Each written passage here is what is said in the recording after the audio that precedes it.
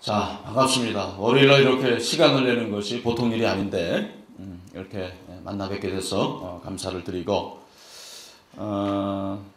사실 제가 지역사회 섬김이라고 제목은 붙였는데, 원래는 교회의 그 사회봉사라고 제가 그 부탁을 받았습니다. 부탁을 받고, 저희 교회가 그렇게 사회봉사라는 그 타이틀에 걸맞는 그 정도의 사역을 하는 교회는 아니거든요. 그래서 제가 상당히 주저했는데, 그냥 섬기는 마음으로, 순종하는 마음으로 제가 응낙을 했고, 오늘 저는 주제를 좀 좁혀서 교회의 지역사회 섬김으로 한번 생각을 해보려고 합니다. 제가 이제 지금 저희 교회에 부임한 지가 이제 9년이 됐습니다. 2001년 7월에 부임을 하고, 저희 교회는 전통교회입니다. 39년의 교회고, 나중에 이제 소개를 하겠지만, 이 교회에서 사역을 하면서 자연스럽게 되어진 것이 이제 이 지역사회 섬김이 된 것 같아요. 10년을 심으면 열매를 거둘 수가 있는데, 한 9년 정도 이제 사역을 통해 가지고 저희 교회 나름대로는 이제 어떤 그 열매를 조금이나마 이렇게 거둘 수가 있게 됐습니다. 그래서 저희 교회 얘기를 좀 하고, 그 전에 제가 생각하는 이 섬김의 어떤 신학, 이론에 대해서 좀 같이 나누려고 합니다. 먼저 저는 그 떡과 복음에 대해서 한번 생각을 해보려고 합니다. 여러분 잘 아시는 대로 이제 복음을 전할 때 복음이 먼저냐 아니면 떡이 먼저냐, 이 문제가 항상 대두되고 있는 것 같아요. 혹시 여러분 그 지난주에 종영한 재중원이라는 드라마를 보셨습니까? 보신 분 한번 손 들어보세요. 재중원이라는 드라마. 서너 분 정도 되시네요. 나머지 분들은 말씀과 기도에 전무하기 때문에 안 보신 줄 알고. 그 재중원이라는 드라마가, 우리가 아는 대로 그 재중원이 최초의 우리나라의 근대식 의료기관입니다. 아시죠? 이게 1885년 4월 10일에 설립된 최초의 그 병원인데, 이 병원이 1년 만에 만여 명이 넘는 그 환자들이 찾아오게 됩니다. 그리고 이 병원의 그 일대 원장이 우리가 아는 대로 알렌 선교사입니다. 근데 이제 드라마에 나오지 않는 그런 그 얘기들이 있습니다. 그 얘기가 뭐냐면, 그 선교사들 사이에서 어떻게 선교를 하느냐라는 이 문제가 대두가 된 것 같아요. 무슨 말이냐면, 선교사들이 선교하는데 각자마다 시각이 달랐습니다. 그래서 알렌 같은 사람은 간접 선교를 주장을 합니다. 간접 선교를 주장해서 이 보수적인 조선 사회를 고려해 가지고는 의료 선교를 통한 그냥 간접 선교, 그야말로 의료를 통해서 백성들을 치료해 주는 것. 그리고 당시에 굉장히 좀 지저분한 그런 환경이었잖아요. 그런 환경을 좀 좋게 해줌으로 선교를 해야 된다, 이런 생각을 가졌던 것 같아요. 반면에 그 3대 원장 빈튼 같은 사람은 다른 생각을 가졌습니다. 어떤 생각을 가졌냐면, 복음을 직접 전해야 된다. 아무리 의료 선교를 하지만 복음을 직접 전함으로 사명을 감당할 수 있다. 이런 시각을 가졌습니다. 이런 그 선교사들의 갈등에 의해서 이 재중원을 운영하는데 어려움이 있었답니다. 그로 인해서 재중원이 좌초 위기까지 가는 그런 상황이 있었다라는 것입니다.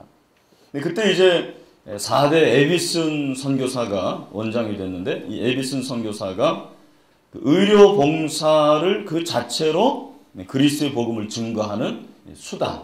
그러니까 의료 봉사를 통해 가지고 그리스도의 복음을 증거하는, 제가 말한 이 떡과 복음을 함께 전함으로 말미암아 제중원도 이제 자리매김을 하고 복음도 전하는 이런 역할을 했다라는 거죠. 나중에 이제 이 에비슨 선교사가 그 캐나다로 돌아가 가지고는 1900년 4월입니다. 1900년 4월에 뉴욕 카네기 홀에서 연사로 초대를 받아 가지고 조선이라는 나라를 소개를 합니다. 그리고 이 나라에 근대식 병원이 필요하다.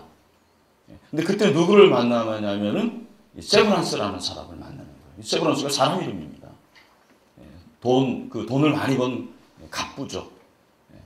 그 정유 회사를 차려가지고 이 사람이 돈을 많이 벌었는데 하나님께서 이 세브란스의 마음을 움직이십니다. 그래서 세브란스와 그 자녀들이 거액을 출자를 하죠. 그래서 전경공을 한 거죠.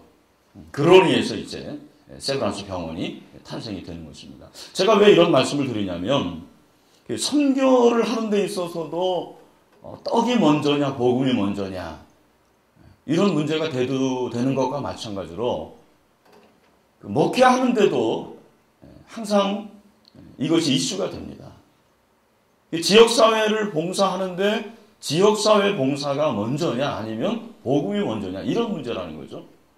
그래서 어떤 사람들은 교회가 지역사회를 섬기는 그런 일, 뭐 공부방이라든지 또 도서관을 세우고 또 교회가 이 그 어르신들을 섬기고 하는 이런 그 복지가 그것이 먼저가 아니다.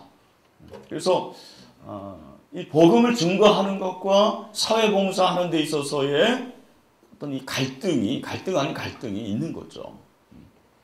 근데 과연 이런 가운데서 과연 우리가 어떻게 목회를 하면서 이 사회봉사로 지역사회에 영향을 끼칠 것이냐, 그리고 복음을 증거할 것이냐. 이것은 여러분들이 이제 나중에 목회할 때 당장 닥치는 문제입니다. 아마 여러분 가운데서 상당수는 개척을 할 사람들이고요. 그리고 상당수는 기존교회 청빙을 받을 사람들입니다. 근데 어떻든 간에 개척을 하더라도 지역사회를 무시할 수가 없는 거예요. 개척하면 제일 먼저 따르는 문제가 지역사회입니다. 공부방을 해야 되고, 그리고 어린이집을 하고, 당장 닥치는 문제거든요. 또 전통교회를 가더라도 전통교회는 벌써 지역에 기반을 둔 교회이기 때문에 지역사회를 무시할 수가 없는 거죠. 근데 한 가지 흥미로운 것은 복음서를 살펴보면 예수님 시대와 초대교회 시대에는 선교와 복음이 하나였다라는 것입니다. 이 선교와 복음, 떡과 복음이 구분되지 않았습니다. 예수님이 그러셨잖아요. 예수님이 복음을 가르치시고 전파하시고 치유하시고 우리가 말하는 이 3대 사역을 예수님은 동시에 하셨다고요.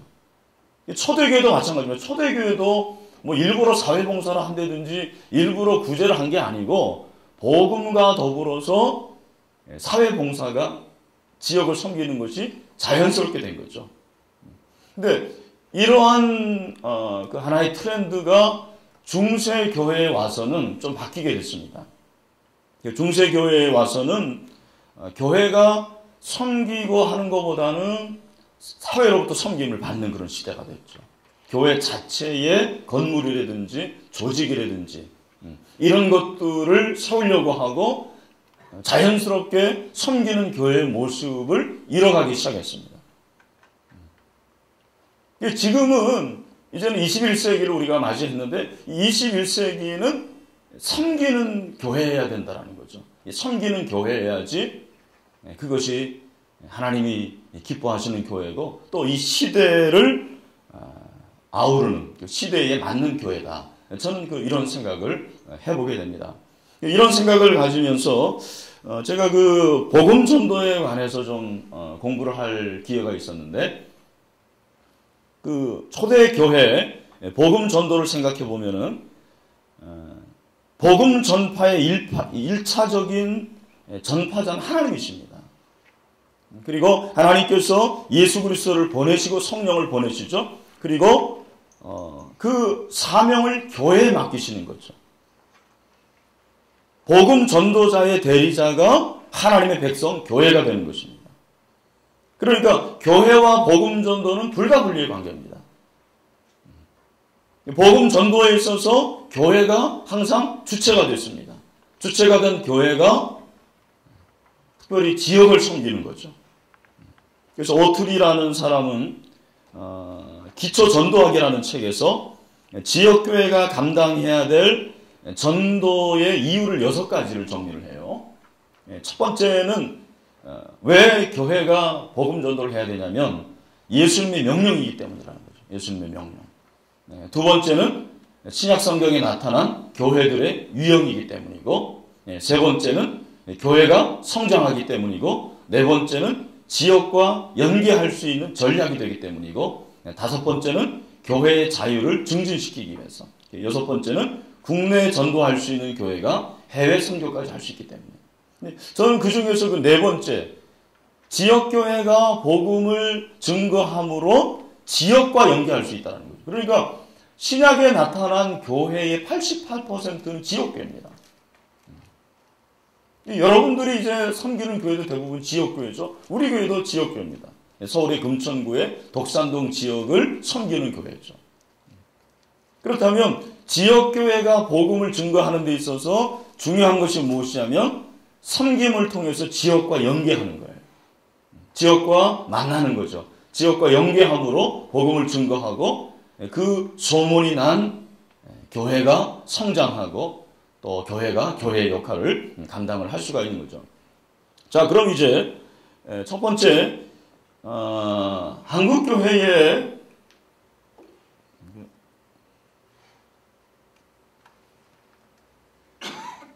저 이걸 잘 안 써봐서 이쪽에다 대고 왔어요. 그래? 저쪽으로 해야 되나요? 여기다 해야 됐구나. 아니, 컴퓨터에다가. 컴퓨터에 해야 됩니까? 안 되는데. 수신이 안 되나? 잘 안 되는데. 그럼 그때 합시다. 그 한국교회의 흐름과 섬김 목회의 신학적 토대를 한번 보도록 하겠습니다. 그래서 한국교회 역사적 흐름을 보면은 초기 선교사들의 선교와 목회 사역의 세 가지 방향이 있습니다. 세 가지 방향이 있는데 첫 번째는 구령 사역이고요. 두 번째는 양육 사역이고 세 번째는 봉사 사역입니다. 그래서 구령 사역이라는 것은 예배와 전도를 말하는 거고, 그리고 양육 사역은 가르침과 교제고요.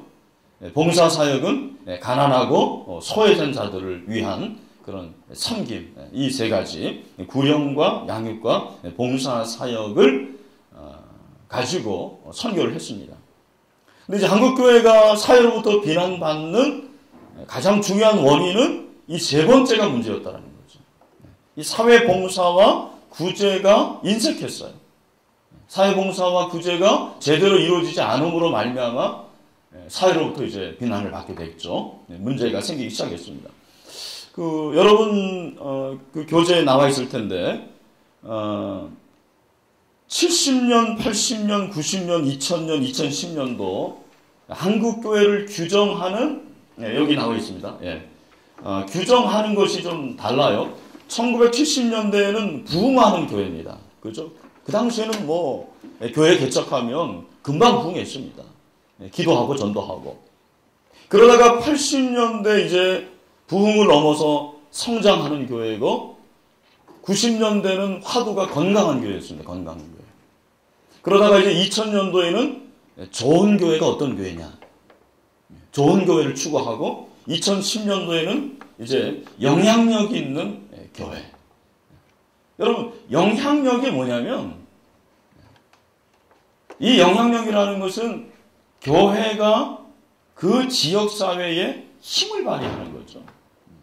너희가 세상의 빛이라고 했는데 그 빛이 세상에 비추는 것처럼, 비춰지는 것처럼 교회가 이제는 사회에, 지역사회에 영향을 끼치는 그런 교회가 되는데, 그러려면 교회가 섬겨야 된다는 것입니다. 섬기는 교회가 가장 중요하다는 것입니다. 그래서 제가 생각할 때 우리 한국교회는 지금 방향이 한 5가지 정도로 요약을 할 수가 있을 것 같아요. 첫 번째는 뭐냐면은 저성장 구조가 됐습니다. 저성장 교회가 된 거죠. 침체하고 쇠퇴하기 시작한 거예요.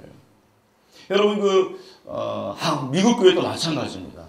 미국 교회도 작년에 교단의 성장을 조사를 해보니까 전체 주류 교단에서 성장한 교단은 딱 2교단입니다. 여러분 어디하고 어딜까요? 맞춰보세요. 어느 교단에 성장했겠습니까? 침례교 맞습니다. 침례교 출신이세요? 목사님? 침례교. 네. 또 하나. 아니요. 어디 가요? 네, 하나님의 성이요. 하나님의 성이요. 우리가 보통 말하는 순복음입니다. 모든 교단이 쇠퇴했어요. 딱 침례교하고 하나님의 성회가 성장을 한 거예요. 여러분 영국 교회는 더 처참합니다. 영국 교회 보니까 제도권에 있는 교단들은 다 절반이 됐어요. 우리가 아는 앵글리칸 철치하고 캐톨릭은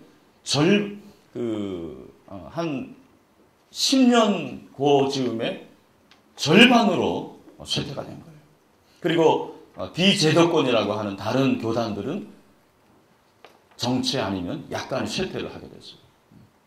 근데 한국교회도 마찬가지입니다. 한국교회도 지금 침체를 하고 있거나 약간의 쇠퇴의 그런 조짐을 보이고 있어요. 여러분의 교회는 어떻습니까? 여러분의 교회 가운데서 지금 우리 교회 성장하고 있다라고 하는 사람 한번 손 들어보세요. 우리 교회 성장하고 있다.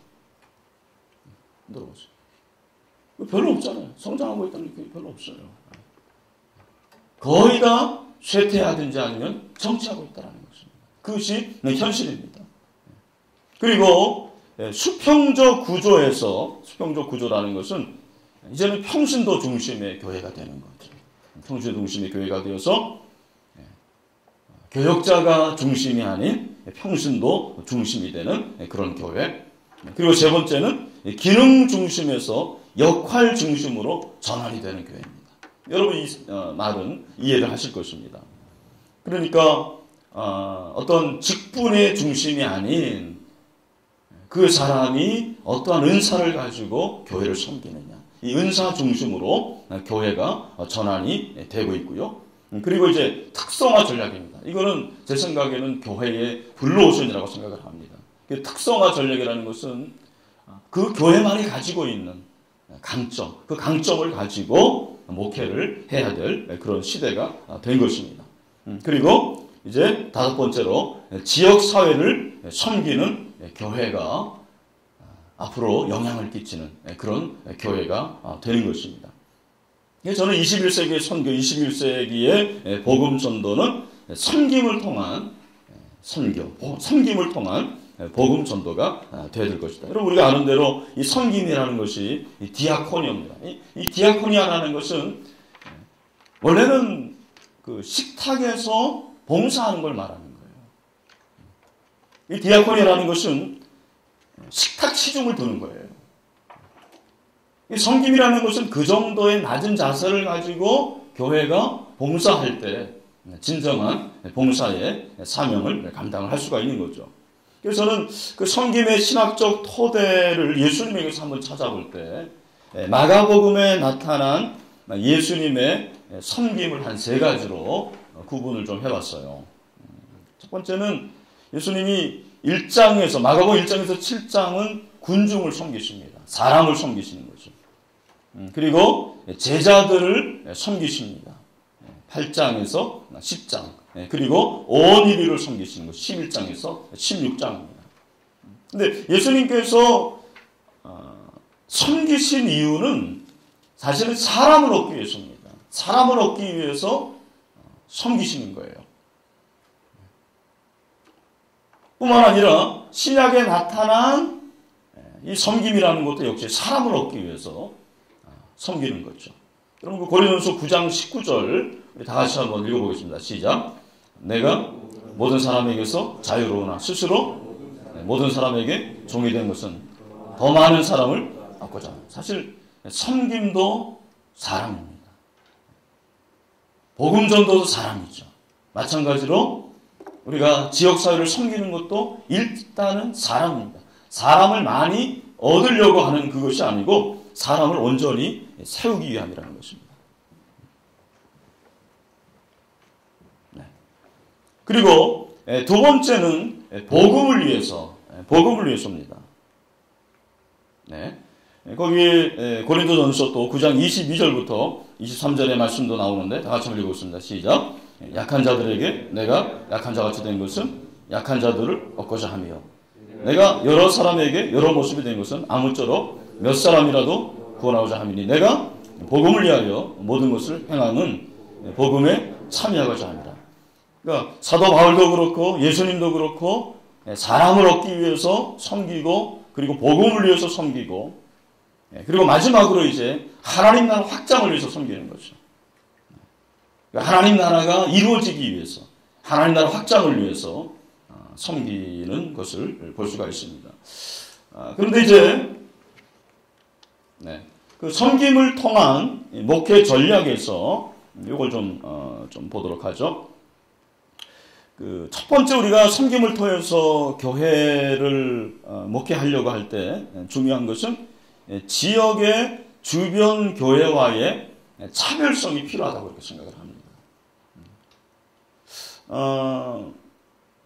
최근에 이제 그런 얘기를 들어봤습니다. 뭐 개척을 하거나 아니면은 전통교회에서 그 지역을 섬긴다고 했을 때 공부방을 하거든요. 근데 왜 공부방을 하느냐? 공부하는 이유를 들어보니까 정부에서 매달 한 200만 원 정도의 지원비를 준다라는 거예요. 큰 돈이죠. 굉장히 큰 돈입니다. 작은 돈이 아닙니다. 그리고 100만 원씩 급식비를 지급을 한다는 거예요. 이게 현실적인 문제입니다. 지금 개척을 했는데 개척한 목사가 200만 원을 지급받고 100만 원을 지급받는 것은 굉장히 큰 돈이죠. 그러니까 목사들이 구청에 가서 그 돈을 자꾸 달라고 그러는 거예요. 한두 교회도 아니고 자꾸 많은 교회들이. 그렇게 되니까 공무원들이 볼 때는 어떻게 보면 참 자꾸 묶인 거죠. 이 사람들이 과연 뭘 위해서 이렇게 하려고 하는가. 그런 의문점이 대두가 되는 것입니다. 그러니까 너도 나도 공부방하고 너도 나도 다른 교회에서 하는 거를 같이 하는 거죠. 지역에 상관없고 내가 가진 은사와도 상관없고 우리 교회의 역량과 상관없고 그래서 섬김을 통한 교회의 목회 전략에서 가장 중요한 것은 첫 번째는 주변 교회와의 차별성이다. 그걸 우리가 기억을 해야 될 것 같고요. 그 다음에 두 번째는 그 사역의 가치, 그 사역이 정말 가치가 있느냐. 가치 중심이 된다고 생각을 합니다. 여러분, 가치라는 것은 시간을 들이는 게 가치입니다. 가치라는 것은 정말 중요한 것, 복음을 위한 수단이 되는 거죠.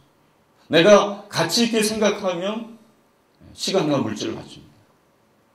여러분도 이렇게 월요일 날 이 시간에 온 것이 여기에 가치를 두기 때문입니다. 내가 미래를 준비하고 또 나의 목회를 준비하기 위해서 가치를 두니까 이 자리에 온 거 아닙니까? 제 생각에는 목회 전략에 있어서 왜 그 일을 하려고 하느냐 그 가치를 생각해보고 그 가치를 통해서 어떠한 하나님의 나라를 이룩할 것이냐 어떤 목회를 할 것이냐 그게 굉장히 중요한 것입니다. 제가 이제 나중에 얘기했지만 저는 사실 섬김의 목회를 중점적으로 하는 그런 목회는 아닙니다. 근데 전도도 마찬가지입니다. 전도 여러분 전도 중심적인 교회가 있고 전도하는 교회가 있습니다. 전도 프로그램은 다 있는 거예요. 그러나 전도를 중심적으로 정말 목사가 늘 영혼 구원을 외치고 복음 전도를 강조하는 교회가 있고 그냥 때가 되면 하는 그런 교회가 있거든요. 근데 저희 교회는 섬김 중심의 교회는 아닌 것 같습니다. 모든 것이 섬김이고 모든 것이 지역사회를 위해서 존재하는 그런 교회는 아닙니다. 그러나 제 마음속에 목회를 하면서 느껴지는 것이 있는데 우리 교회 지역을 우리 교회가 섬기지 않으면 안 되겠다라는 그런 마음을 하나님 주시는 거예요. 그리고 우리 교회가 지역사회를 섬겨보니까 결과들이 있어요. 다른 지역에 했으면은 안 될 법한 그런 결과들을 하나님이 주시는 거예요. 별건 아니에요. 어떤 비교 우위로 생각하면 우리가 많이 처지고 뭐 규모도 크지 않고 화려하지도 않습니다. 하지만 그 작은 것을 통해서 하나님께서 열매를 주시고 만족을 하게 하시고 부족하죠. 부족하지만 하나님께서 그 일을 하게 하시는 거예요. 그러면서 이게 정말 가치가 있구나. 이 사역을 할 만하구나. 이 사역을 해야 되겠구나 하는 그런 마음을 계속해서 주시는 거예요. 최근에 그 공부방도 그랬습니다. 공부방이 뭐 우리 교회 주변에도 공부방이 굉장히 많습니다. 요즘에 뭐 공부방 없는 데가 어디 있습니까? 근데 몇 년 전부터 공부방에 관한 얘기가 있었어요. 월드비전 같은 데서도 같이 하자고 했는데 제가 아무리 생각해봐도 지금 우리 교회 시설과 또 인적인 파워 이런 걸 생각해 볼 때는 잘못 시작해가지고는 안 되겠더라고요. 여러분, 교회가 한 번 시작하면 잘해야 되잖아요. 모든 사역이 그렇지 않습니까? 그래서 제가 2년, 3년 정도 미뤘습니다. 그런데 성도들이 계속해서 원하고 또 주변에서 요구가 있어요. 그래서 할 때가 됐다. 마침 하나님께서 또 공간도 주시고 해가지고 시작을 했는데 저희가 이제 금년부터 시작을 했는데 뭐 몇 개월 지나지 않았습니다. 근데 인원이 다 차고 또 좋은 소문이 나는 그런 공부방이 되었습니다. 가치 중심적인 하나님께서 무엇을 원하시고 내 사역에 있어서 정말 중요한 것인가 그거를 가름하고 생각해보고 그 사역을 결정을 하자라는 거죠. 그리고 세 번째는 프로그램이 아니라 교회의 사역이 되어야 된다는 거죠. 교회의 사역이 된다. 교회 사역이 되려면 몇 가지 여러분 스스로가 질문해야 될 것이 있다고 생각합니다. 그것이 무엇이냐면 목회자의 은사, 재능 그리고 기질입니다. 사람이 그렇습니다. 사람이 다 잘하는 거 아닌 것 같아요. 특별히 열정이 가는 게 있어요. 관심이 가는 것이 있습니다. 아마 이번에 여러분도 8개 강의를 듣는데 그 강의에서 듣고 싶은 게 있을 거예요. 그리고 들으면 마음에 불이 붙는 게 있을 거예요. 그게 사실 여러분 열정입니다. 사실 그거를 뚫어야 돼요. 그걸 장점으로 만들어야 됩니다. 근데 하나님께서 재능을 주시고 은사를 주시는데 자신의 은사와 재능과 기질을 가지고 사역을 결정을 하라는 거죠. 그러니까 섬김에 있어서도 어떤 사람들은 우리가 아는 대로 노인만 보면 뜨거워지는 사람들이 있고 청소년들 보면 마음이 뜨거워지는 사람이 있고 어린이들 보면은 가만히 있지 못하는 사람 연령별로 있고요. 그리고 연령에서도 어떤 어린이 도서관 또 어린이집 공부방 이런 여러 가지 기능별로 또 뜨거워지는 게 있습니다. 그런 것들을 여러분들이 잡아서 감당을 하는 거죠. 우리 지역에서 필요한 게 뭐고 그리고 나에게 하나님이 주신 열정이 무엇인가 그리고 교회가 추구하고자 하는 방향 그리고 지역사회의 환경과 문화 그리고 인구 통계, 연령 분포 그리고 교회 주변과 전도 대상 지역의 인구 변화 또 교회 구성원의 성향 목회자의 준비와 교인들의 훈련 이런 것도 굉장히 중요한 거예요. 만약에 저희가 사실 하고 싶어도 하지 못하는 것 중에 하나는 매일 소외된 분들 그리고 불황자라고 말하죠. 그런 분들에게 점심을 제공하고 싶은데 우리 교회 역량으로는 매일 점심을 제공하는 것이 그것이 가능하지가 않습니다. 내가 아무리 생각해도 그것이 어려워요. 우리 그걸 못하고 있어요. 하고 싶은데 못합니다. 일주일에 한 번 정도 소망부와 더불어서 그분들을 섬기고 있습니다. 그러니까 이 교인들의 맨파워와 교인들의 훈련 상황 이런 것도 굉장히 중요한 문제라고 저는 생각을 합니다. 그리고 네 번째는 그 지역의 문화와 정황을 반영하는 것. 이거 굉장히 중요합니다. 이거 한 별 3개 정도는 달아놔야 돼요. 사실 이제 제가 사랑의 교회에서 사역을 하다가 2001년도에 그 7월에 부임을 했는데 그때 제가 이제 부임을 할 때 그 사랑의 교회에서 오랫동안 사회봉사 사역을 했던 우정천 목사님이 저를 만나면서 그런 얘기를 하시더라고요. 이 목사가 그 지역에 부임을 하면 반드시 해야 할 일이 있다고 그런 거예요. 그게 뭡니까? 그랬더니 돈을 들여서 아르바이트생들을 활용해가지고 한번 리서치를 해보라는 거예요. 리서치를 해봐서 그 지역의 사람들이 무엇을 제일 원하는지, 그 지역의 주민들이 가장 필요로 하는 것이 무엇인지를 한번 조사를 해보라는 거예요. 그리고 거기에 맞춰서 사역을 결정하라. 그렇게 얘기를 해줬어요. 근데 불행하게도 제가 그걸 못했습니다. 처음에 가서 그걸 제대로 못하겠더라고요. 내 마음대로 안 되더라고요. 지금도 좀 아쉬워요. 제가 한번 하고 싶어요. 시간을 들여서 돈을 들여서. 여러분들도 그렇게 한번 해보세요. 그 세들백 교회도 그 교회를 개척하면서 리그럴 목사님이 그 지역을 리서치했잖아요. 그래서 그 지역에 있는 주민들이 어떠한 생각을 하고 또 그 사람들의 문화와 그리고 그 사람의 가치관을 조사하고 거기에 맞춰서 개척을 한 것처럼 여러분들도 이건 굉장히 중요하다고 생각을 해요. 그래서 그 지역에 맞는 섬김이 필요한 거죠. 그 지역에 맞는 사회봉사를 해야 하는 것입니다.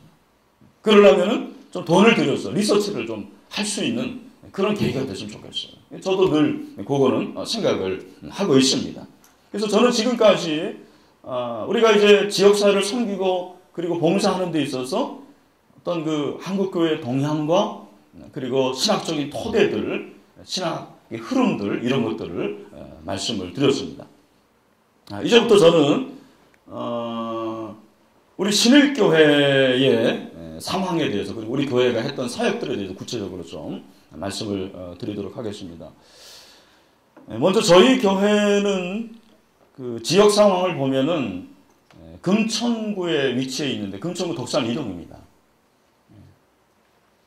저희 금천구는 원래는 구로구에서 독립된 그런 지역입니다. 그리고 저희 금천구는 시계 경계 지역입니다. 그래서 서울시하고 경기도하고 근접한 그 경거에 위치해 있습니다. 저희 교회는 아시는 분들은 딱 지역을 보면은 뻗어나기가 굉장히 어렵고 성장하기 어려운 지역이라고 생각을 합니다. 왜냐하면은 관악산이 딱 가로막혀 있고요. 그리고 안양천이 있고 안양천 옆에 전철이 지나가고 있습니다. 아시는 분은 아실 거예요. 그리고 이제 우리가 아는 그 경수산업도로죠. 50m 도로가 있는데 그 50m 도로에서 한 100m 들어간 지역에 저희 교회가 위치해 있습니다. 저는 지금도 생각하기를 처음에 설립하신 장로님이 그때 허벌판이었을 텐데 하고 많은 지역 중에서 왜 거기에 신일교회를 세웠는지 나 참 이해가 안 가요. 근데 그 장로님은 그것이 하나님의 뜻이었다고 그래요. 신명기에 나타나는 한 성소가 거기라고 지금 말씀하십니다. 네. 정말 성장하기 어려운 지역입니다. 네. 저희는 대부분 연립이에요. 연립이고 서민지역이고 굉장히 낙후되어 있습니다. 여기 우리 교역자들도 있는데 교역자 한 명은 지방에서 부임을 했어요. 그리고 처음에 신방을 한번 하더니 저한테 그런 얘기를 하는 거예요. 목사님, 저 문화 충격 받았습니다. 그러는 거예요. 대신방 한번 해보니까 우리 성도들의 상황이 정말 어렵거든요. 여러분들 70년대 서울을 생각하면 돼요. 그 골목길, 그리고 거기서 아이들이 놀고 문방구에서 이렇게 게임하고 뭐 그런 거 있죠. 그리고 연립에 보통 7가구 삽니다. 보통 7가구입니다. 6가구, 7가구.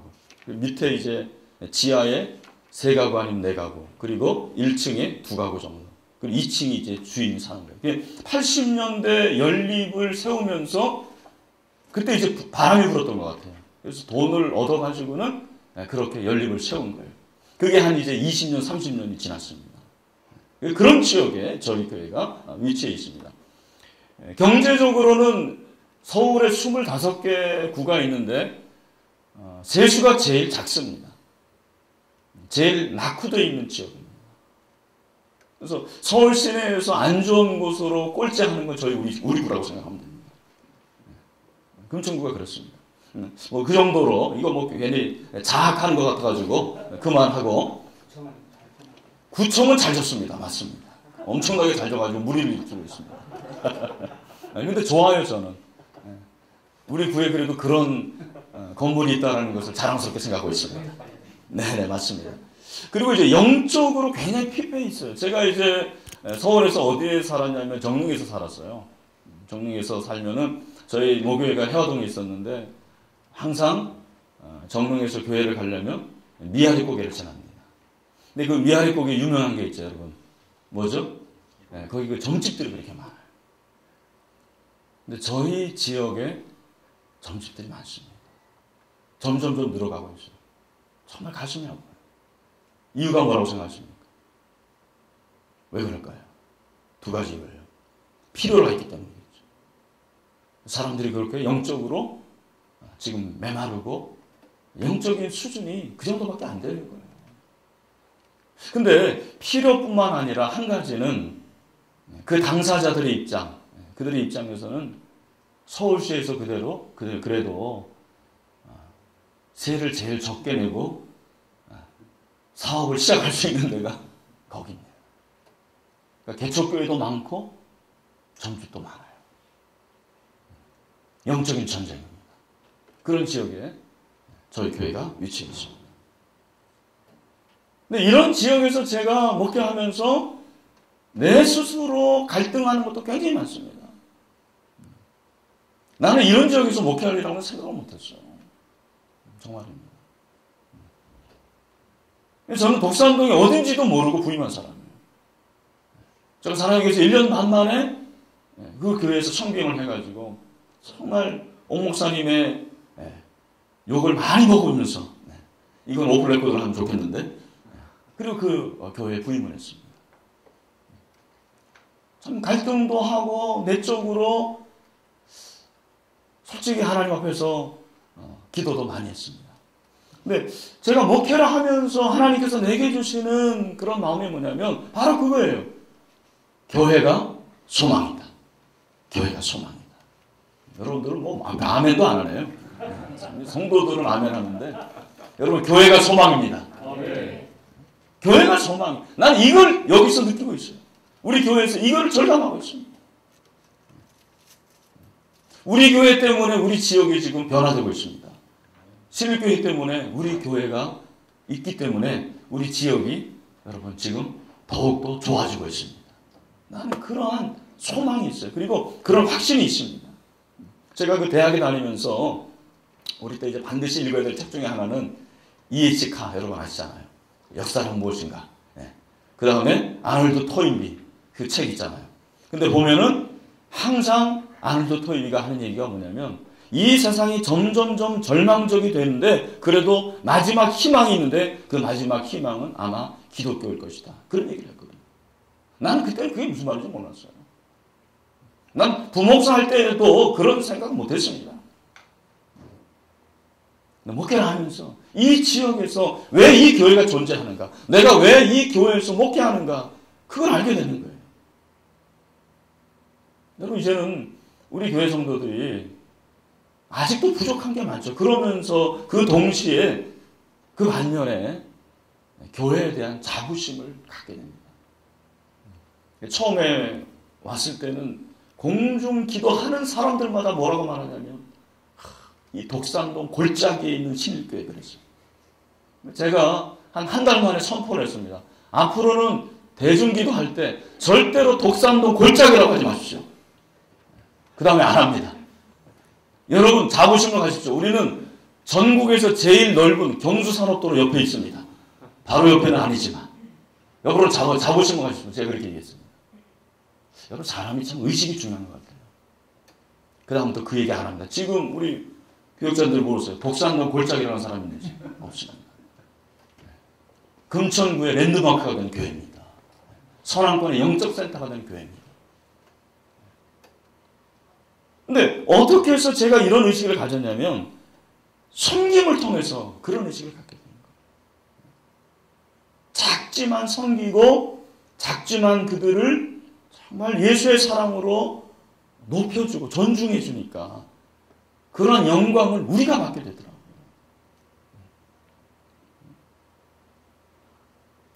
우리에게 돌아오는 거예요. 우리에게 돌아오는 거예요. 그걸 느끼게 됩니다. 그래서 우리 신일교회 특징이 거기 나와 있는데 그 여러분들이 보시고 뭐 자랑하는 것 같아서 더 이상 하지 않겠습니다. 구체적인 사역을 제가 소개를 좀 해볼게요. 첫 번째 제가 시작한 것은 긍휼사역입니다. 긍휼사역인데 긍휼사역을 시작한 동기는 성경의 레위기 19장 9절에 있는 말씀을 근거로 해서 제가 시작을 했습니다. 레위기 19장 9절 거기 여러분 그 나와 있나요? 네, 같이 한번 읽어볼까요? 시작.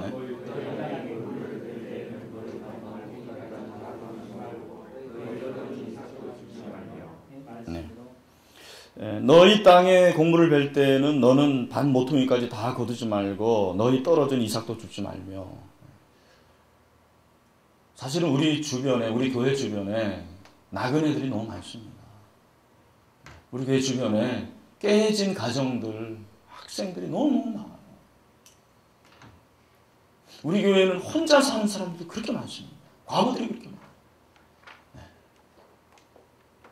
근데 생각해보니까 하나님께서는 고아와 나그네를 그렇게 사랑하십니다. 돌보시는 거예요. 하나님께서 제 마음속에 하나님께서는 이런 자들을 이렇게 사랑하시는데 좀 우리 교회 안이 아니더라도 바깥에 있는 돌볼 사람들 좀 관심을 가져야 되지 않겠느냐. 그게 어떻게 하면 좋을까? 그 김동호 목사님이 사역을 하면서 이삭죽게 헌금을 드린다라는 것을 제가 알게 됐어요. 그래, 이걸 한번 해보자. 그래서 제가 성도들에게 선포를 하고 우리가 이제 이삭죽게 헌금을 합시다. 여러분들 그 잔돈을 모으십시오. 그 짜투리 돈이잖아요. 짜투리 돈을 모아가지고 한 달에 한 번씩 드리십시오. 그리고 봉투에 반드시 사연을 적으라고 했어요. 요즘에는 사연을 많이 안 적는데 처음에 할 때는 사연을 많이 적었습니다. 그래서 아이들도 뭐 엄마가 심부름해서 준 돈 그걸 이삭죽게 헌금으로 드립니다. 그리고 하여튼 여러 가지 갖가지 사연을 적으면서 이삭죽게 헌금을 바쳤습니다. 그래서 그 헌금을 우리를 위해서 쓰는 것이 아니고 긍휼한 마음을 가지고 이웃을 위해서 사용하자. 제가 그렇게 제안을 했습니다. 그 헌금을 3개월치를 모으는 거예요. 3개월치를 모아서 저희가 긍휼사역을 할 때 그 매월 첫 번째 주 이삭죽게 헌금을 분기별로 모아요. 예, 지금은 저희가 한 분기별로 모으면 한 300에서 350만 원이 모아집니다. 그러니까 한 달에 한 100만 원에서 120만 원 정도가 모아지고 있습니다. 처음에는 그래요. 지금 이제 교회가 성장했기 때문에 그렇게 된 거고. 그래서 한 300에서 350만 원 정도의 헌금을 우리가 모아서 이걸 어떻게 하냐면 매 분기 그러니까 3월, 6월, 9월, 12월 마지막 주일 오후에 긍휼사역을 나가는 거예요. 긍휼사역을 나갈 때 지금까지는 저희 교회는 전통교회이기 때문에 전도회별로 활동이 많이 됩니다. 그 전도회별로 한번 정해보라고 그랬어요. 당신들이 긍휼사역할 기관을 한번 정해보라. 근데 의외로 저희 주변에는 양로원이라든지 고아원이라든지 이런 그런 기관들이 많이 없더라고요. 그래서 저희 교회 근방에 있는 그리고 추천을 받은 기관들을 선정을 했습니다. 선정을 해서 그 기관을 이제 매치를 시켜주는 거죠. 매치시켜줘서 저희가 전도의 기간별로 매 분기 마지막 주일 오후 예배를 드리지 않습니다. 참 감사한 것은 저희 교회가 전통교회이지만 장로님들은 굉장히 뛰어있는 분들이 많아요. 그리고 저를 전폭으로 신뢰해줘서 제가 하고자 하는 일에 대해서 그렇게 브레이크를 건 적이 없어요. 참 감사한 거죠. 왜냐하면 주일 오후 예배가 엄연히 있는데 예배를 한번 빼먹고 긍휼사역을 가자. 그러면은 보통 교회에서는 장로님들이 목사님 법이요 그러면 안 되는 거예요. 오후 예배가 있는데 그걸 어떻게 빼먹습니까? 그러면 안 되는 건데 한 번도 그런 분이 없었어요. 그래서 가자. 그래서 주일 오후에는 예배 드리고 점심 먹고 어떨 때는 점심도 안 먹었습니다. 그리고 기관을 방문을 하는 거예요. 방문을 해서 돈을 드리고 그리고 예배를 드리고 거기에 있는 아이들과 함께 놀고 그리고 교제하고 또 목욕을 시켜주고 청소를 해주고 그 사역을 지금 9년째 하고 있어요. 우리 교역자들도 한 기관을 방문합니다. 여기 사당동에 있는 에베넬 선교회라고 전명호 목사님이 그 시각장애자인데 저희 1년 선배인데 어떻게 연결이 돼가지고 그 기관을 방문하는데 그 전명호 목사님이 그런 말씀하십니다. 자기가 지금까지 이 선교기관을 운영을 하고 있는데 이런 교회를 처음 봤다라는 거예요. 대교회에서 그렇게 정기적으로 찾아온 교회가 없대요. 저는 저희 교회를 뭐 자랑하는 게 아니고 뭐 잘하지도 못해요. 근데 그냥 꾸준하게 하는 거예요. 꾸준하게 그 일을 하는 거예요. 성도들이 그 국률 사역을 통해서 국률의 마음을 갖게 되더라고요. 그리고 자기 자신만 바라보던 눈들이 이제 열려지게 됩니다. 그리고 밖을 보게 되더라고요. 아, 우리 주변에 이렇게 어려운 사람들이 있구나. 우리가 돌볼 수 있는 사람들이 많이 있구나. 이런 생각을 하게 되는 것입니다.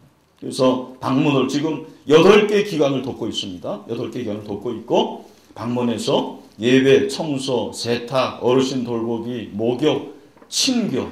그런데 이러한 경비는 자기들이 자체로 합니다. 교회에서는 이삭죽기 헌금 그 모은 것을 균등하게 배분을 하고 그거는 전달을 하고 나머지 모든 것들은 자기들이 다 합니다. 차량도 자기들이 제공을 하고요. 그리고 다과라든지 필요한 모든 경비들을 스스로가 충당을 하고 있습니다. 그래서 저희 교회 섬김의 시작이 긍휼사역인 것 같아요. 근데 하나님께서 이 긍휼사역을 시발점으로 해가지고 우리 교회의 섬김에 눈을 뜨게 하신 것 같아요. 마치 아기가 태어나서 눈을 뜬 것처럼 그렇게 긍휼사역을 통해서 지역사회 섬김에 눈을 떴다고 그렇게 생각합니다. 그래서 저는 이 긍휼사역을 굉장히 애착을 갖게 하고 지금도 애착을 갖고 있고 좀 업그레이드가 필요하긴 해요. 근데 그런 방안이 잘 떠오르지가 않고 뭔가 좀 개발을 해야 되는데 그런 부분에서 참 안타까움을 느끼지만 이 긍휼사역이 시작이었습니다. 그리고 이제 두 번째 어린이 사역인데 이것은 어린이집 그리고 어린이 도서관 방과후 학교 한 3개 정도로 정리를 할 수 있을 것 같습니다. 아까 제가 그 사역을 할 때 가치 중심으로 하자고 그랬는데 저는 어린이에 대한 가치를 두는 사람이에요. 굳이 말한다.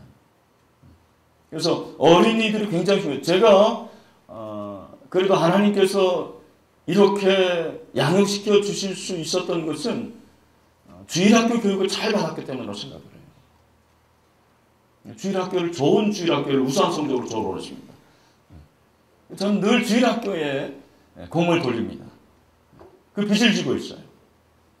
어렸을 때 그 어린이 교육이 중요하다는 생각을 저는 하고 있습니다. 그래서 제가 저희 교회에 와보니까 이미 어린이집은 있었어요. 저희 전임자가 5년 동안 사고를 했는데 어린이집을 만들어 놨더라고요. 그래서 어린이집은 그대로 지금 운영을 하고 있습니다. 한 작년부터 좀 저희 그 시스템을 바꿔서 0세부터 3세까지 영아 전담 어린이집으로 바꿨습니다. 이게 더 중요한 것 같아요. 제가 아까 그 불러오셨는 말씀드렸는데 어린이집이지만 어린이집 중에서도 우리 교회만 잘할 수 있는 걸 한번 찾아보자는 거죠. 그러니까 어린이집 하면은 0세부터 뭐 7세까지 그 이상도 하는데 연령을 다 커버하는 것이 아니고 0세에서 3세까지 하니까 처음에 저는 저거 될까 그렇게 생각을 했어요. 왜냐하면은 영아들이 그렇게 맡기는 거를 저는 생각을 못 했는데 요즘에는 의외로요 영아 때부터 맡기는 엄마들이 많습니다. 신기해요.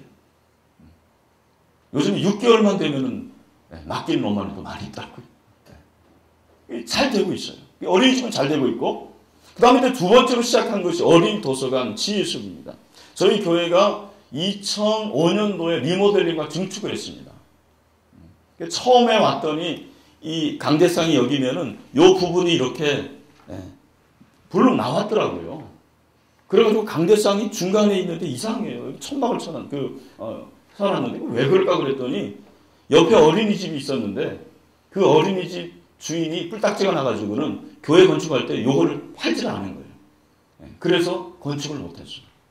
근데 하나님께서 은혜를 주셔가지고 그 주인의 마음을 감동시키셔서 그 땅을 팔게 됐습니다. 저희가 그걸 사게 됐어요. 그러니까 장로님들이 이왕 우리가 리모델링 하는데 교회도 좀 더 넓히고 한층 더 높이십시다 해가지고 저희가 이제 증축하고 리모델링을 했는데 그때 제가 강조한 게 있습니다. 하나가 뭐냐면 우리 교회가 이번에 증축하고 리모델링 하는데 꼭 해야 할 일이 있습니다. 그것은 무엇이냐면 반드시 어린이 도서관을 세우는 것입니다. 제가 그렇게 얘기를 했습니다. 왜냐하면 여러분 리더는 리더입니다. 리더는 리더예요. 리더가 되려면 책을 읽어야 돼요. 책을 읽지 않으면 리더가 될 수가 없습니다. 제가 보니까 어렸을 때 책을 읽고 책과 가까워진 애들은 리더가 될 가능성이 참 많더라고요. 사고의 폭도 그렇고 깊이도 그렇고 그들의 모든 지식과 역량이 그때 이제 갖춰지는 거죠. 그래서 저는 우리가 증축하면 반드시 지혜수 어린이 도서관을 세울 것입니다. 그래서 크지도 않아요. 저희 교회하고는 아시겠지만 한 21, 서너 평 됩니다. 그 20, 서너 평의 도서관을 만들었습니다. 도서관을 만들어가지고 이름을 지혜숲 도서관이라 그렇게 명명을 했습니다. 2006년 4월에 개관을 했어요. 그때 개관할 때 장석 한 3,000권이었습니다. 여러분 지금 어린이 도서관이 굉장히 많이 있습니다. 구청에서도 하고 동사무소에도 운영을 하는 또 교회에서도 운영하는 도서관이 굉장히 많은데 어린이 도서관 중에서 성공하는 케이스가 의외로 많지 않답니다. 근데 저도 처음에 시작하고 이게 잘 될까 하는 그러한 의문도 있었는데 하나님께서 은혜를 주셔가지고 지금까지 이 어린이 도서관이 잘 운영이 되고 있어요. 등록 회원이 한 200명 정도 됩니다. 200명 정도 되고 그리고 장소가 이제는 배가 돼서 6,000권이 됐어요. 이제는 장소를 넓혀야 될 때가 됐습니다. 또 감사한 것은 이 어린이 도서관의 특별 활동을 운영하고 있습니다. 특별 활동을 운영하는데 평상시에는 유아 영어, 또 주산, 또 유아 덕후 활동, 그리고 리코더 수업 이런 것들을 운영을 하고 있습니다. 그리고 방학 때는 퀼트라든지 또 미술 큐티, 미술로 해가지고 큐티를 하는 거고요. 그리고 성경, 영어 동화 이러한 특별 활동을 운영을 하고 있습니다. 참 감사한 것은 저는 어린이 도서관을 통해서 전도라는 생각을 별로 해보지 않았습니다. 제가 이제 아까 그 말씀 못 드렸는데 우리가 복음을 전도하면서 빵을 주잖아요. 그런데 너무 빵을 주면서 복음을 생각하는 경우가 많은 것 같아요. 대가를 지불하는 거예요. 근데 저는 어린이 도서관은 그렇게 생각하지 않았습니다. 무조건 와서 책을 읽으라는 거예요. 예수를 믿느냐 믿지 않느냐 중요하지 않습니다. 근데 놀라운 것은 불신자 엄마들이 아이들을 데려오는 거예요. 그리고 그 엄마들이 자기들이 신일교회가 좋다고 소문을 냅니다. 전도가 되는 거예요. 이게 전도 아닙니까? 그리고 엄마들을 데려오고 심심치 않게 1년에 몇 명이라도 어린이 도서관을 통해서 전도도 되고 있습니다. 하나님께서 어린이 도서관을 지금까지도 이렇게 사용하시고 또 계속해서 은혜를 주신 것에 대해서 제가 얼마나 감사한지 모르겠습니다.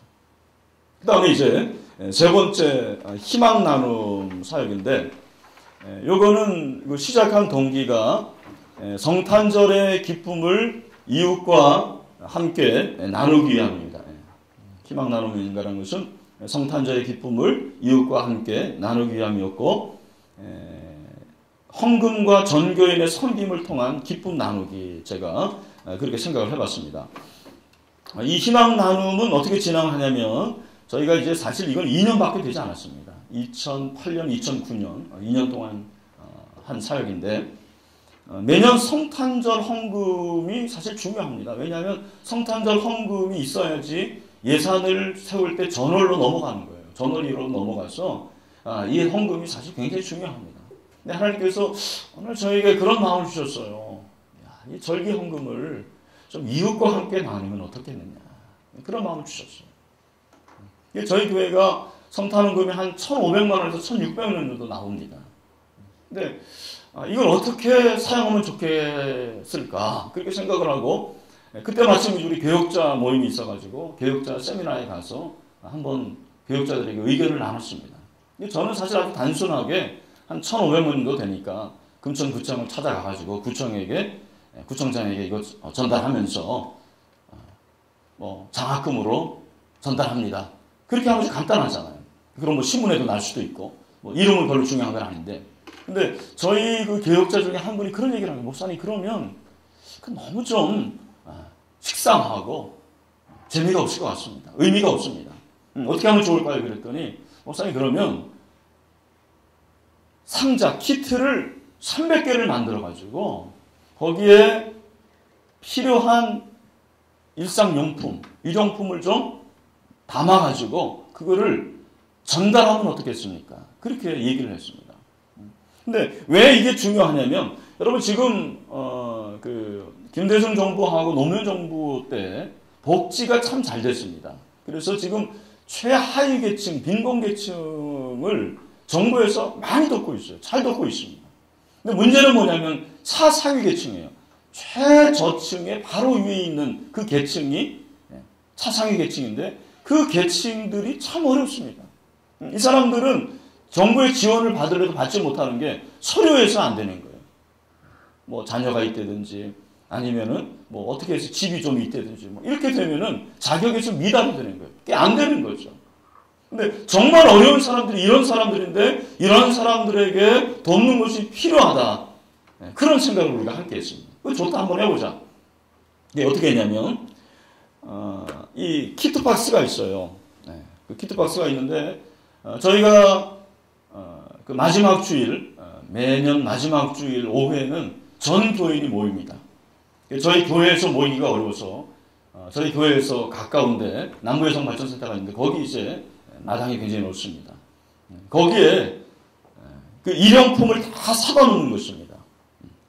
그것이 뭐 여러 가지죠. 제가 거기 써드렸는데 간장, 뭐 고추장, 멸치, 다시마, 설탕, 생필품이죠, 생필품. 그거를 미리 다 사놓는 거예요. 사가지고 300개를 품목대로 다 싸놓습니다. 여기 쫙 이렇게 싸놓는 거예요. 그리고 내가 이제 도는 거예요. 돌면은 다 박스에 담아서 마지막 완성품이 있으면 그걸 이제 300개를 만들어요. 근데 300개를 만들면서 은혜를 받는 것 같아요. 300개를 만들면서 어린아이도 참석하고 청소년들도 참석하고 함께 축제가 되는 거죠. 그리고 그 차상위 계층을 선정을 합니다. 선정할 때 동사무소, 독산이동, 또 시흥일동 뭐 이런데 명단을 다 받아가지고요. 여러분 요즘에는요 무조건 돕는다고 다 받지 않습니다. 자존심이 있어요. 그래서 저희가 전도회로 다 전화를 합니다. 우리가 이런 일을 하려고 하는데 받겠습니까? 그럼 오케이 한 집만 우리가 찾아가는 거예요. 그래서 서너 집씩 이렇게 선정을 해줍니다. 선정을 해주면 그 사람들이 그 집을 방문을 하는 거예요. 그래서 만들고 그리고 자동차에 싣고 서너 개를 싣고서 서너 명이 그 집을 다 찾아가는 거예요. 여러분 아파트 지역에서는 찾기가 쉽겠지만 저희 지역은요 독산동의 그 골목길이라는 것은 아주 유명합니다. 내가 10년 살아도 나는 잘 못 찾겠어요. 지금 보니까. 그렇게 아주 복잡한 지역이거든요. 근데 주소를 가지고 찾아가는 거예요. 찾아가면서 전달을 하는 거예요. 이게 이제 희망 나눔입니다. 2년 했습니다. 여러분 저는 제가 여러 가지 사역을 하는 가운데서도 이 사역이 참 의미가 있고 성도들이 보람을 갖습니다. 제가 그 중에 이제 작년에 12월 27일 날 이 희망 나눔을 하고 우리 어떤 집사님이 홈페이지에 글을 올린 거를 한번 제가 읽어드리도록 하겠습니다. 혹시 좋은 분이 있으면 깨시길 바라고. 희망 나눔이 시작되는 남부여성 발전센터로 가는 길은 차들이 엉키고 눈길은 미끄러웠지만 예정대로 희망 나눔은 시작되었습니다. 준비위원들의 헌신적인 모습에서 또 다른 희망이 보였고 많은 성도들도 합력하여 300개의 키트 박스는 일사천리로 만들어졌습니다. 그러나 골목길이 눈에 쌓여 당일은 정말 배달이 어려워 부득이하게 2010년 1월 2일 토요일에 전달하기로 하고 우선 키트 박스를 교회로 옮겼습니다. 그런데 웬걸 1월 2일 오전에도 눈이 내렸습니다. 정말 희망 나눔도 하나님의 도우심이 없으면 어려운 일인가 봅니다. 예정된 시간에 다시 성도들은 교회로 모였습니다. 우리 팀은 4가정을 받았는데 첫 번째 가정은 주소 번지도 틀리고 연락도 되지 않아 아쉽지만 2번째 집부터 전달해야 했습니다. 복대를 하신 깔끔한 노신사 할아버지였습니다. 아마 우리가 방문한다고 연락드렸기 때문에 며칠 전부터 기다리셨던 모양입니다. 연신 미끄러운데 이렇게 왔냐고 반가우면서도 격려의 말을 아끼지 않았습니다. 그런데 우리가 방 안에 키트를 배달하자 무언가 준비하신 봉지를 꺼내어 우리에게 주시고자 하여 우리는 극구 사용했으나 어쩔 수 없이 받아야 될 상황이었습니다. 세 번째 집은 멀지 않은 곳이어서 문 앞에서 할머니를 만날 수 있었습니다. 할머니는 우리를 만나자마자 며칠 전부터 눈이 잘 보이지 않는다면서 우리를 반갑게 맞아주셨습니다. 2층 계단을 올라가며 조심조심을 외치며 보금자리로 올라갔을 때 따스한 방 안에는 뇌출혈로 아프신 할아버지가 계셨습니다. 할머니는 앉자마자 이렇게 찾아줘서 고맙다고 울먹이기까지 하였습니다. 저희는 우리 신일교회가 성탄절로 이렇게 지역의 희망 나눔을 통하여 작지만 섬기고 있다고 말씀드린 후 예수님께서 눈먼 자도 다시 뜨게 하신 성경 말씀을 전하며 함께 손을 잡고 기도하자고 했습니다. 기도가 시작되자 손을 잡은 할머니는 벌써 눈물이 복받쳐 어깨를 들썩이며 우셨습니다. 하나님 감사합니다. 왕 중의 왕이시며 의사 중의 의사이신 예수님께서 할머니의 눈이 잘 볼 수 있도록 치료해 주시고 할아버지도 온 몸을 만져서서 혈액순환도 잘 되게 하여 건강을 회복되게 주셔요. 기도하고 나왔습니다. 세 번째 전달 후 골목을 빠져나올 즈음에 첫 번째 전달하지 못한 가정에서 전화가 왔습니다. 여보세요? 몇 번지에 사세요? 우리가 간 5번지는 아닌데요. 55번지로 오세요. 우리는 55번지로 찾아갔으나 그것도 아니었습니다. 동네 가까운 마트 앞으로 나오세요. 미드마트라는 곳은 여기저기를 다녀도 보이지 않았는데 한참을 돌며 찾아서 만났습니다. 함께 확인해 본 결과 52번지였습니다. 이렇게 찾을 수 있는 것은 정말 하나님의 인도하심이었습니다. 우리가 키트를 들고 그 집에 들었을 때 저는 다시 한번 마음이 숙연해졌습니다.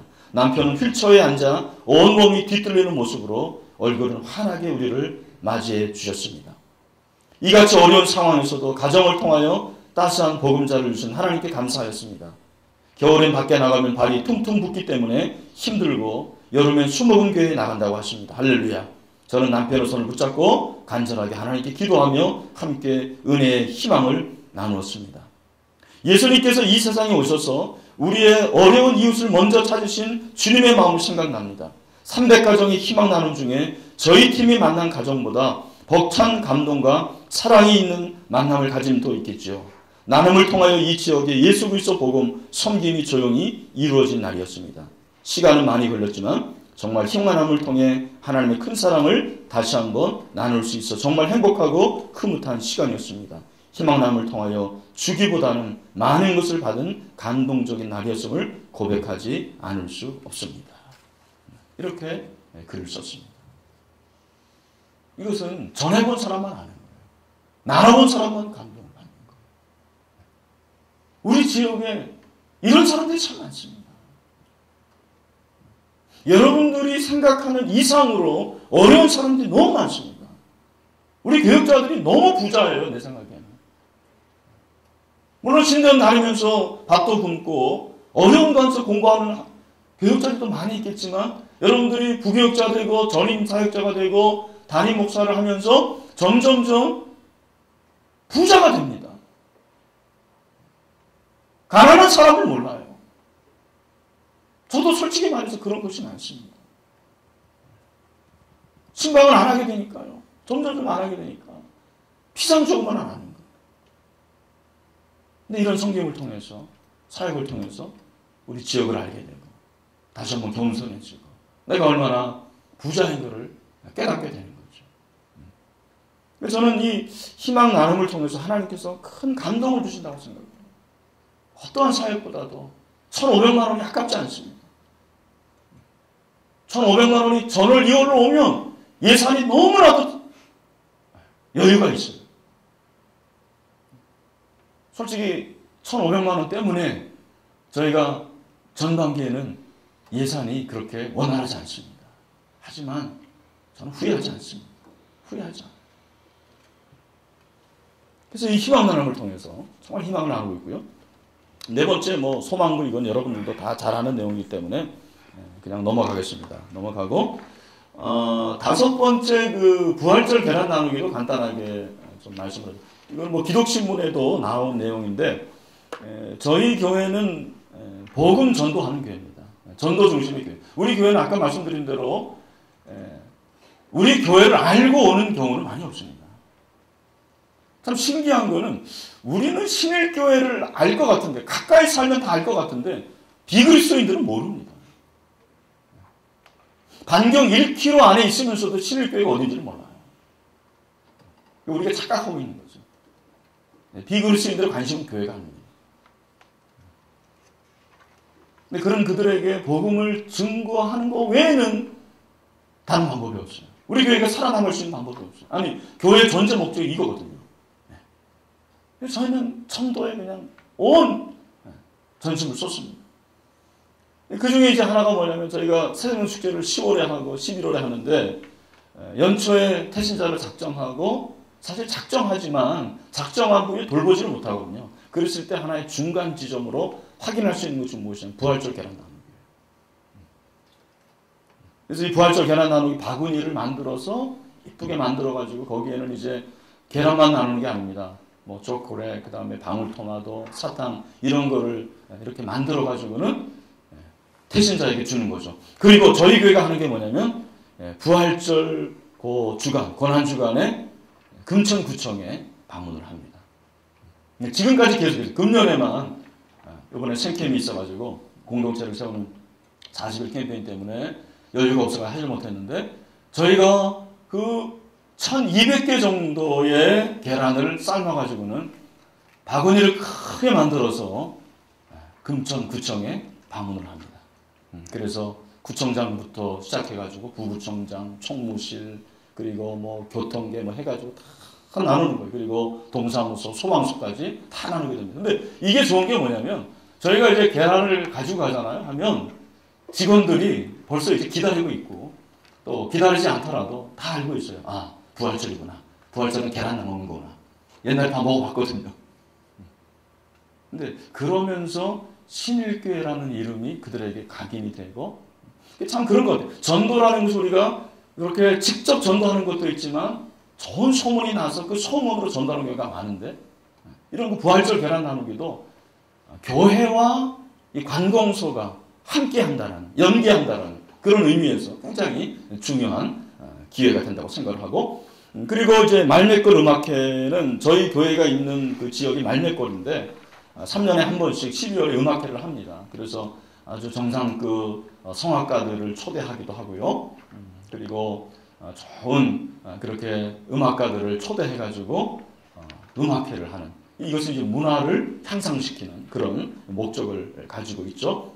그리고 이제 소그룹 지역사회 성교, 이번에 이제 처음 해보는 건데, 이건 저희 이제 시작입니다. 저는 앞으로 하고 싶은 것이 소그룹 전도예요. 소그룹 전도고, 소그룹 전도가 되려면 섬김 전도가 돼야 돼요. 섬김이 중요한 게 전도하는 데 꼭 필요합니다. 여러분들이 섬김 전도에 관한 걸 많이 읽으십시오.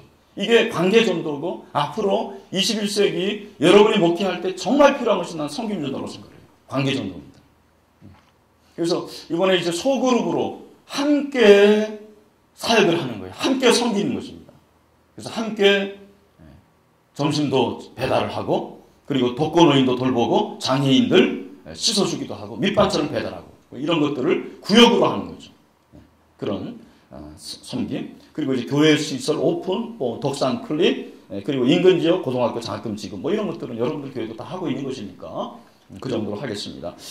이제 저는 마무리로 하면서 지역사회 섬김의 목회를 통해 맛보는 열매와 비전에 대해서 말씀을 드리겠습니다. 제가 몇 시까지 하면 되죠? 40분. 시간 가졌네요. 자, 간단하게 보면 좋은 소문이 나요.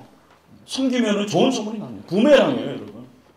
근데 중요한 것은 이걸 목적으로 하면 안 된다는 거예요. 비그리스도인들이 우리를 너무 잘 알아요. 너 꿍꿍이 저기 있구나. 그걸 너무 우리는 쉽게 밝힙니다. 그러니까 우리의 생각이 중요한 것 같아요.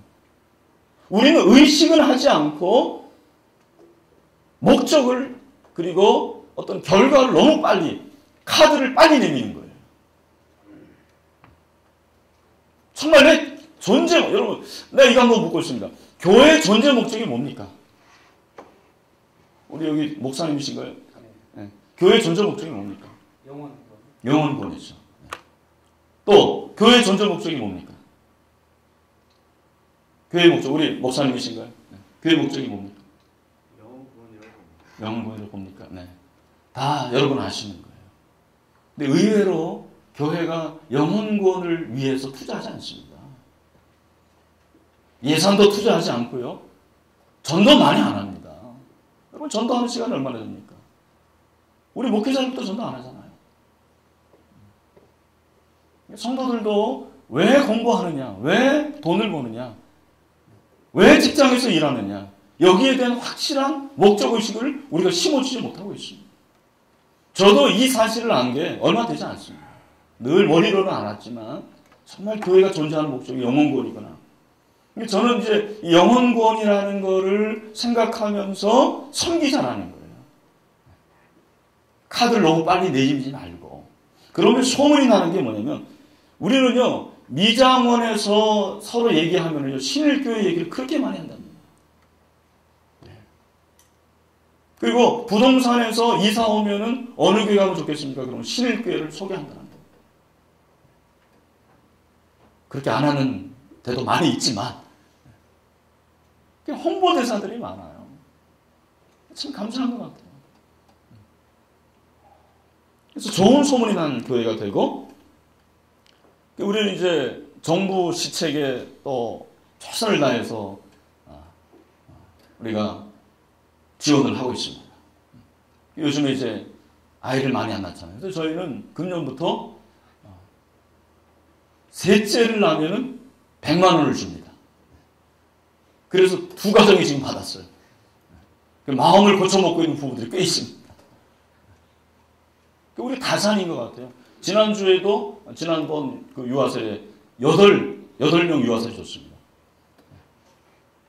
저희 교회 같은 그 중형교회에서 8명 그리고 이제 하반기에 하면 제 생각에는 한 15명 이상 줄 것 같은데 그게 적은 숫자가 아니라고 생각합니다.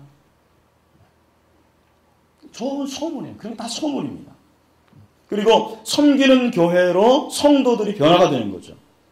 변화가 되고 저는 이제 앞으로 비전이 있는데 생명 비전센터를 건립을 하고 싶어요. 그래서 우리 교회 성도들이 정말 이렇게 섬김을 통해서 교제하고 섬김을 위해서 교회로 초대하고 섬김을 통해서 다른 사람들을 정말 섬길 수 있는 존중하게 할 수 있는 그런 공간을 좀 마련하고 싶습니다. 그런 꿈이 있고 그리고 기독교 유치원과 초등학교를 건립하고 싶습니다. 중고등학교만 돼도 이미 타락해요 애들이. 유치원부터 잡아야 될 것 같아요. 그래서 유치원, 초등학교 그리고 섬김 전도단 제가 요거에 대해서만 좀 말씀드릴게요. 여러분 그 섬김 전도라는 게 있어요. Servant Evangelism인데 관심이 있는 분들은 그 스티브 쇼그린 목사가 쓴 책들을 좀 읽어보시면 됩니다. 이분은 그 신시내티에 있는 비냐드 커뮤니티 철치를 개척해서 20년 전에 개척해가지고 6,000명이 모이는 대형 교회로 만들었습니다. 근데 이 쇼그린 목사님이 병을 얻었나 그래요. 그래가지고는 이미 이제 담임 목사에서는 물러났는데 지금도 이 섬김 전도를 가지고 전 세계에 그 소개를 하고 있고, 그리고 이 교회는 아직도 섬김 전도를 많이 하고 있습니다. 이 섬김 전도는 뭐냐면 그야말로 섬김을 통해서 전도한다라는 거예요. 관계 전도죠, 쉽게 말하면. 어떤 게 있냐면 구체적으로 뭐 몇 가지. 그 혹시 NC에서도 나오는 101가지 전도법이라는 게 있어요. 이게 섬김의 전도의 그 예거든요. 아주 조그만 책자인데 보시면은 좋습니다. 그렇게 뭐 큰 영양가가 있는 책은 아니지만 그러나 관심을 가지면 좋습니다. 이런 것들이 있습니다. 어떤 게 있냐면 화장실을 청소해 주는 거예요. 그래서 그 교회 지역의 주변에 있는 레스토랑이 있잖아요. 음식점. 그런 그 화장실을 성도들이 찾아가서 그냥 아무 대가 없이 청소해 주고 오는 거예요. 그리고 상점에서 무료로 포장을 해줘요. 우리는 이제 당연히 물건을 사면 포장을 해주잖아요. 미국은 그렇지 않습니다. 포장지를 따로 사야 돼요. 근데 그 상점에서 기다리고 있다가 포장지를 가지고 우리가 선물해 드릴게요. 포장해 드릴 거예요. 그렇게. 그리고 뭐 스타벅스 같은 데 이렇게 커피를 기다리고 있는데 가가지고는 저 뒷사람 제가 커피 사겠습니다. 깜짝 놀라죠. 왜 그러죠? 아니 다른 거 없습니다. 그냥 하나님의 사랑으로 당신을 내가 섬기고 싶어서 그렇습니다. 커피 한 잔을 대접하는 거예요. 돌아오는 거죠. 그리고 무료 세차를 해줘요. 세차도 무료로 해주고, 그리고 이제 세차하는 동안에 기다리는 사람에게 무료로 커피를 대접을 하고 음료수를 대접하고. 그리고 어떤 것도 있냐면 공중전화를 하잖아요. 여러분 우리나라는 굉장히 통신시설이 발달한 거예요. 요즘에 공중전화 사용하시는 사람 별로 없죠. 근데 미국은 아직도 이 휴대폰이 없는 사람들이 많이 있습니다. 공중전화를 많이 사용하는데 그 공중전화를 사용하려면 동전이 필요하잖아요. 그러니까 그 옆에서 기다리고 있다가 동전을 제공해 주는 거예요. 그냥 주는 거예요. 공짜로. 무료로. 미국 사회에 무료는 없어요. 그러나 이 사람들은 무료로 하는 거예요. 그리고 뭐 이런 것들도 있습니다. 오후 피곤하잖아요. 피곤한 직장인들을 위해서 이렇게 직장을 방문해가지고는 장미꽃 한 송이를 이렇게 선물을 하는 거예요. 졸고 있는데 같이 뭐 정신이 부족해겠죠. 얼마나 그게 엔돌핀이 되겠습니까? 또 나이 드신 분들은 이 우편물 같은 거 보내는 거 어렵잖아요. 그런 것도 도와줘. 이런 그 섬김의 전도. 근데 이 섬김의 전도라는 것은 다시 말씀 대가 없이 하는 거예요. 전도하려고 하는 게 아니고 대가 없이. 왜? 주님이 우리를 그렇게 사랑하셨으니까. 섬김이 대가 없이 주신 거잖아요. 대가 없이 섬겨주신 거잖아요. 우리도 그렇게 섬긴다. 근데 제가 이 관계전도, 소그룹 전도 저희도 처음 금년에 해봤는데 우리 교회 성도들도 아직도 멀었어요. 본색을 너무 빨리 드러냅니다. 나도 그런 마음이 있고 빨리 초대하기를 원하는 거예요. 근데 저는 정말 앞으로 해보고 싶은 게 이거예요. 소그룹 전도, 관계 전도, 섬김 전도. 그래서 섬김 전도단을 좀 만들면 좋겠다라는 생각입니다. 그걸 개발하고 그 일을 하고 이런데 은사가 있는 사람들이 있어요. 그렇게 하는 거죠. 그래서 마지막으로 여러분들이 이렇게 섬김 목회를 하기 위한 지침을 8가지만 말씀드리겠습니다. 그냥 요거만 읽을 테니까 한번 적으시라고. 첫 번째는 어떻게 해야 되냐면 지역 주민들의 소리에 귀를 기울여야 됩니다. 지역 리서치를 꼭 하셔야 됩니다. 그러니까 개척교회 하실 때도요. 또 여러분들이 부임하셔서도 반드시 이거 하세요. 제가 이게 너무나도 지금 아쉬워서 그런 거예요. 꼭 리서치를 해서 그 대학생들을 이렇게 활용하면 된대요. 일당을 주면 되는 거예요. 그래서 이 지역에 있는 사람들의 필요가 뭐냐, 제일 원하는 게 뭐냐, 그걸 하라는 거예요. 그 일을 하라는 거예요. 두 번째, 사회복지 정책이나 영역을 공부를 하라는 거예요. 이것도 필요하다고 생각을 해요. 전문적인 지식을 습득하는 거죠. 세 번째는 구체적으로 어떤 사역을 할지 결정을 하십시오. 우리 교회는 이런 사역을 하겠다. 구체적으로 어떤 사역을 할지 결정하고, 네 번째는 반드시 벤치마킹을 하십시오. 우리 지금 한국교회에서 이 복지, 사회봉사를 잘하는 세 교회를 제가 소개합니다. 통합의 도림교회 정말 잘합니다. 이 교회는 사회봉사로 성장한 교회, 도림교회 아시죠? 두 번째는 덕수교회, 저 성북동에 있는 감리교회입니다. 손흥용 목사님 그 교회도 잘하고 있고, 세 번째 서현교회, 우리 그 교갱협의 그 회장이신 김경훈 목사님 교회도 잘하는 걸로 이렇게 알고 있습니다. 왜냐하면 너무 큰 교회, 뭐 사랑의 교회나 온누리 교회는 막 복지관을 세워버리잖아요. 우리는 그렇게 못합니다. 그렇게 못하고 그저 있는 그 자원을 활용해야 되는데, 그래도 이런 교회들은 어려운 지역에서 중형교회 정도가 감당하는 그런 사역입니다. 그래서 도움이 될 거예요. 벤치 복귀는 꼭 하시고, 다섯 번째는 계획서를 작성해야 됩니다. 밑그림 없는 건 안 돼요. 계획서를 작성해야 돼요. 네, 여섯 번째는 담당 공무원에게 문의를 하십시오. 왜냐하면 이게 공무원과 연관된 게 참 많습니다. 교회가 하고 싶다고 해서 되는 게 아니에요. 알아야 돼요. 일반 교회는 아무래도 그런 전문적인 지식을 가지고 있는 사람도 있지만, 여러분들 많이 개척을 한다면 잘 모르잖아요. 여러분들 모르는 경우에는 꼭 공무원과 의논을 하십시오. 그리고 일곱 번째는 전문가의 진단을 받으면 좋고요. 여덟 번째, 이것도 중요합니다. 운영위원회를 구성하고 지역과 협력 구조를 만들라는 거예요. 이건 이제 굉장히 체계화된 것을 의미하겠죠. 그래서 이렇게 여러분들이 좀 준비를 하면 교회가 지역사회를 잘 섬길 수 있는 하나의 발판이 되지 않나, 그렇게 생각을 합니다. 결론적으로 우리는 주님께서 우리를 섬기셨기 때문에 지역을 섬기는 거예요.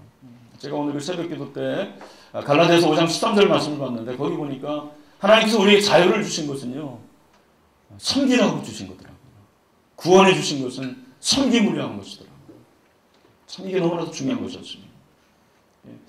여러분들이 이제 목회를 준비하시는데, 이 섬김의 목회를 통해서 하나님의 마음을 기쁘게 하고, 또 지역을 살만나게 하고, 또 여러분의 목회도 성공할 수 있게 되기를 간절히 소원합니다. 기도하겠습니다.